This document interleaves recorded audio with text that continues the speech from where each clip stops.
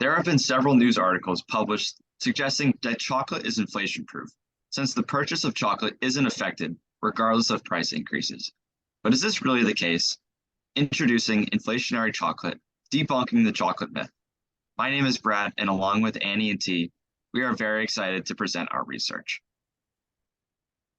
We will first look at the supply side of chocolate and the trends we can observe. This is followed by the understanding of the demands of consumers and whether these demands are changing. With these two economic aspects in mind, we will consider what corporations should change to their business models. We begin by observing the trends in the supply side of the chocolate industry alongside the consumer price index of countries that produce chocolate. The inflation seen worldwide has created a disturbance to the economy and the spending habits to several people in the world. We investigated whether or not this included the chocolate industry. We began with comparing the price of cocoa to US inflation as a basis for our understanding of inflation. Then we substituted the US with countries that are heavy producers of chocolate to see if there were any significant changes. This data set shows the close price of the cocoa commodity. The close price of cocoa is important for chocolate since it is the main ingredient in chocolate. As seen in the data, the close price has fluctuated drastically with a spike in the price from July to September of 2021. We will then utilize a bar chart in the background to highlight different countries' inflation. In this chart, we use numbers for the US inflation, which are underneath the close price of cocoa. Along with the unpredictability of the line chart, we see that there is a gradual rise in inflation in the US since March 2021, with a peak inflation percentage in June 2022 of 9.1%.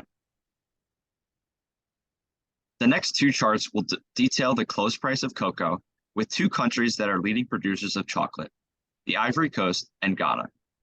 We chose these two countries to try to determine if countries that produce chocolate are susceptible to great inflation. The trend for the Ivory Coast shows that over the 19 months of data, inflation has slowly doubled in their country. The most amount of inflation has occurred within the last quarter, with inflation of about 6.3% in September 2022.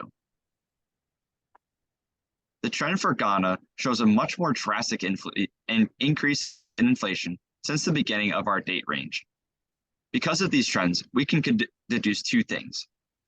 One is we cannot accurately predict any changes in the close price of cocoa. However, the inflation trends that we have seen in the Ivory Coast and Ghana show that the supply side of chocolate is not as immune to inflation as previously thought. I would now like to turn over the presentation to Annie, who will speak on more of the demand side of the chocolate industry. Just as inflation has affected the supply of chocolate, as Brad said, it has also affected the demand side. Consumer behavior has been greatly affected by inflation in the COVID-19 pandemic, and consumers of chocolate have been no exception to this. When comparing the chocolate industry to the consumer staples industry as a whole, the industry that chocolate falls into, we see that over the past 5 years, the net income margin percent has been higher for the consumer staples industry compared to the chocolate industry.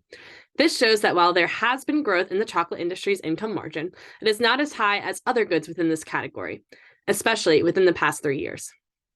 Also, when comparing the chocolate industry to the consumer staples industry, the total revenue growth percentage has been lower than in the chocolate industry than in the consumer staples industry as a whole as well. This shows that the chocolate industry has not only seen slower growth in comparison to the consumer staples industry as a whole, but has been growing less and less, especially within the past 2 years. The question now becomes, why has there been less growth in revenue, and this year particularly? Typically, chocolate has been thought to be inflation-proof, and as something that consumers will not give up regardless of price, as Brad said. However, studies have shown that consumers are increasingly concerned with the price of chocolate since prices have been going up. Consumers are buying individual chocolate bars instead of large chocolate packs as they see this as more price-friendly. Chocolate companies are seeing their revenues slowed or even decrease. The price is not the only issue consumers have with chocolate, however. Consumers have also started to become more health conscious over the past few years, which may be another reason that consumers are turning away from chocolate as a necessary good and more of a treat. Within these two consumer segments comes the consumer dilemma for chocolate companies. The most expensive snacks are often the healthiest, so those who have the money to spend on them are preferring to buy those over chocolate. Chocolate companies are already losing these health conscious customers. If chocolate companies raise prices, which they may need to do due to inflation on the supply side, they also alienate those price-conscious customers too, losing both groups. So what can these chocolate companies do? Let's move to the next part, our corporate solution. So, as Brad and Annie said, both supply and demand side of the chocolate industry are suffering from inflation. So, what should companies do to combat inflation or survive during inflation time? To answer this question, we look into the stock performance of North American chocolate companies. For most publicly traded companies, Hershey and Mondelez International are the only two companies that see positive growth over the past 12 months. Hershey is particularly interesting because it has the second largest market cap of 47 billion. However, its stock price jumped the highest since last November to 31%. Pretty impressive, right? Now let's take a closer look into Hershey's performance by comparing its index value with that of the S&P 500. We see the gap between two lines get wider and wider over time. This means that Hershey's performance goes opposite with that of the S&P 500 index. It has been going up while the majority of the stocks in the S&P 500 index has been going down. Now, some might say that stock price is actually more reflective of shareholders' beliefs rather than the company's performance. So let's look at Hershey's revenue then. As you can see, Hershey revenue has growth over time. It actually topped $10.1 billion in sales in the last 12 months of the third quarter in 2022. Okay, so now you're probably wondering why Hershey's performance is so over the roof. The secret lies in two strategies that they have. One, they become more regional in the US markets. Two, they become more diversified. In other words, they become more American and less reliant on chocolate. Let's look at the top line of Hershey's income statement at the end of each fiscal period.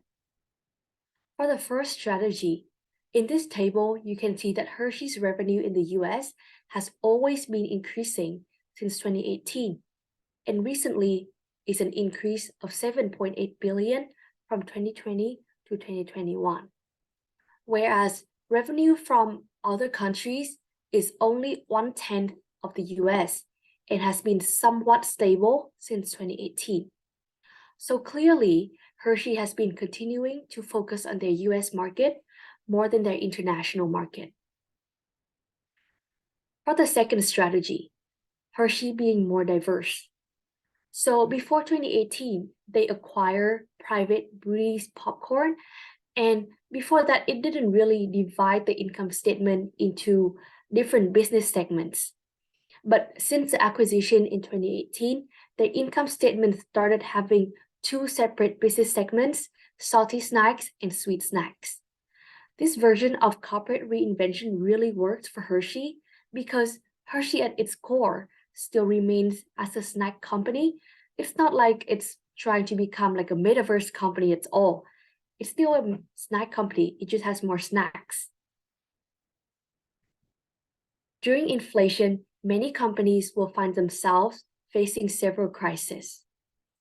Some will double down on existing strategies. Some will diversify. Hershey did both. It goes against all the odds in the chocolate industry and become the legend of the chocolate myth. So, what should companies do during inflation? Just be like Hershey. Thank you for listening to our presentation.